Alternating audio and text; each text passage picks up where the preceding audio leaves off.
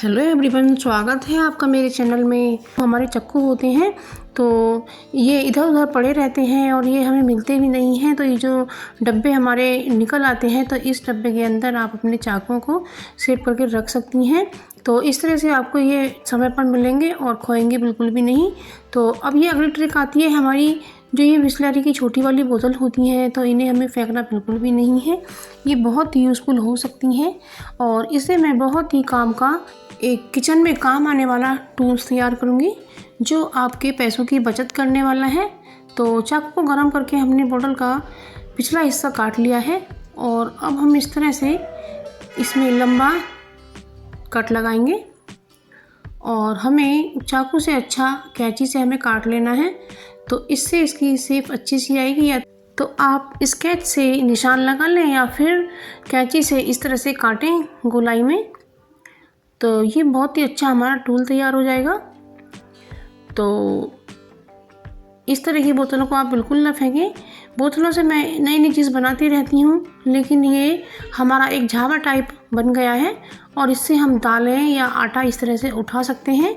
तो जो हमारा आटे का कनस्तर होता है ना, या फिर आपका ड्रम होता है, तो उसमें इसे डाल सकती हैं और बड़े ही आराम से आप आटे को निकाल सकती हैं। जब हम कलछी वगैरह से आटा निकालते हैं तो वो इधर उधर गिर ही जाता है, लेकिन इससे बिल्कुल भी नहीं गिरेगा क्योंकि ये गोलाई में है और इसका जो ढक्कन है ना वो भी हमें लगा कर के रखना है। तो इस तरीके से हम इसको एक झावा बना पाएंगे और ये हमारे किचन में बहुत ही काम आने वाला टूल तैयार हो गया है। तो फ्रेंड्स, यदि आपको कुछ ऐसी टिप मिल जाती हैं जो आपके टाइम की बचत करें और आपके पैसे की बचत करें तो कितना अच्छा होता है। तो आप मेरी वीडियो ज़रूर से देखते रहिएगा, मैं नई नई वीडियो लाती रहती हूँ। मिलते हैं एक नई वीडियो में। तो अब ये जो हमारा आटा बच गया है खाना बनाने से, तो हम इसको ऑर्गेनाइज करके रखेंगे। तो हमें ऐसा क्या करें जो हमारा आटा काला ना हो और बिल्कुल सॉफ्ट रखा रहे। तो हम सबसे पहले तो सूखा आटा लगाकर हाथ में इस तरीके से इसका गोला बना लेते हैं और जिस बर्तन में हम आटे को रखेंगे ना, तो उसमें हम थोड़ा सा ऑयल लगा लेते हैं। तो इसमें हम ऑयल लगाएंगे तो ये चिकना हो जाएगा और नीचे हमारा आटा बिल्कुल भी नहीं चिपकेगा और इस तरह से हम अपने आटे को ऑर्गेनाइज करके रख सकते हैं।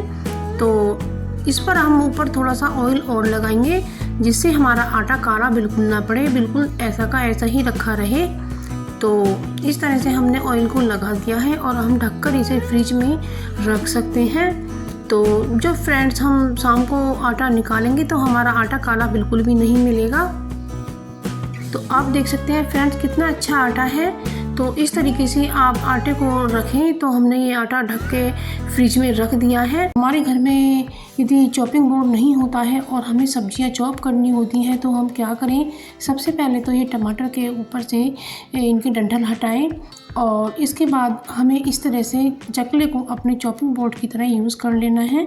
तो लेकिन अपनी उंगलियों का ध्यान रखें और इस तरीके से आराम से आप सब्जी को कट कर सकते हैं और आप इसे चॉपिंग बोर्ड की तरह यूज़ कर सकते हैं।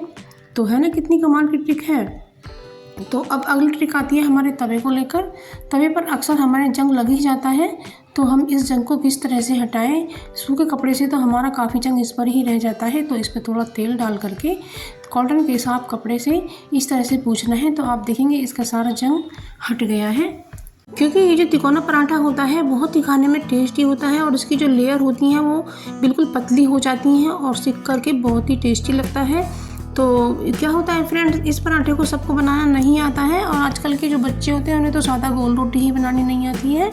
तो सबसे पहले तो हमें इसे बेल करके एक तरफ इसमें ऑयल लगाना है या फिर इस तरह से मोड़ करके इस पर देसी घी लगाना है या ऑयल, और इसी शेप में बेलना है। इसे गोल शेप में हमें बिल्कुल भी नहीं बेलना है और इसे फ्रेंड्स इसको उठाना है।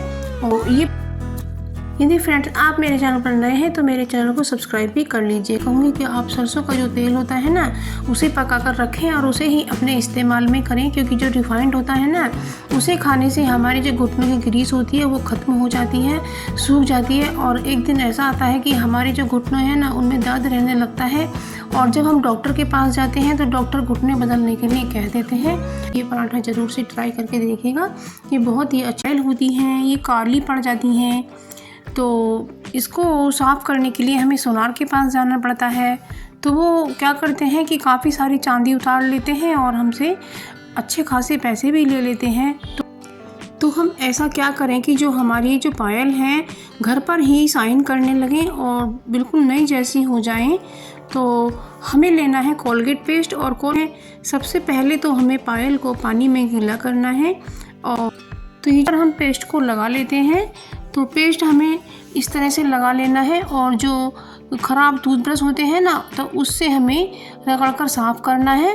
तो हमारी जो पायल है ना वो पहले की तरह ही शाइन करने लगेगी। और तो बस अब हम पायल को वॉश कर लेते हैं। इसे हमें पानी से वॉश करना है। आप देखेंगे कि आपकी जो पायल है ना वो बहुत चमकदार हो जाएगी। तो आप देख सकते हैं कि हमारी पायल में शाइन लौट आई है और ये बिल्कुल नई जैसी हो गई है। तो